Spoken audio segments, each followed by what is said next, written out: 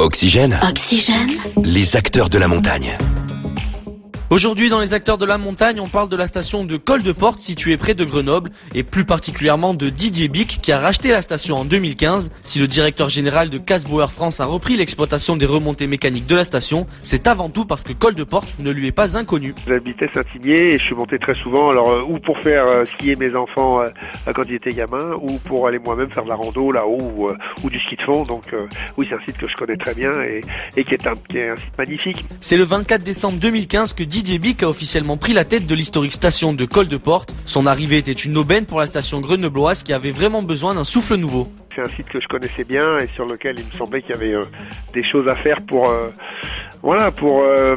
réanimer un petit peu le site. Avant, il y avait un snowpark, il était un peu à l'abandon. Et puis, beaucoup d'enfants qui venaient aussi au col et qui étaient un peu pas laissés à l'abandon, parce que c'est pas tout à fait ça, mais qui n'évoluaient pas conformément aux demandes des jeunes et des familles. Alors qu'on arrive à la fin de sa deuxième saison en tant qu'exploitant des remontées mécaniques, Didier Bic a d'ores et déjà redonné vie à la station, mais il ne veut pas pour autant se positionner en tant que sauveur de Col-de-Porte. Je veux pas dire que je suis sauveur, mais je l'ai redynamisé, oui, voilà, ça, on peut dire que ça.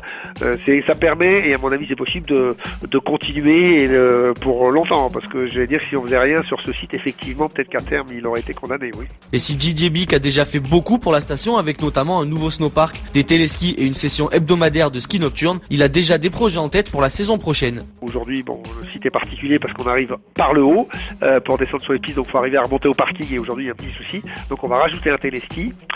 Et puis on va mettre de la neige de culture pour pouvoir sécuriser le début de saison et faire en sorte que dès qu'il y a un petit peu de froid vers le 15 novembre, on peut déjà enneiger une partie du site. C'était les acteurs de la montagne, on se retrouve dimanche prochain sur Oxygène pour un nouvel épisode des acteurs de la montagne.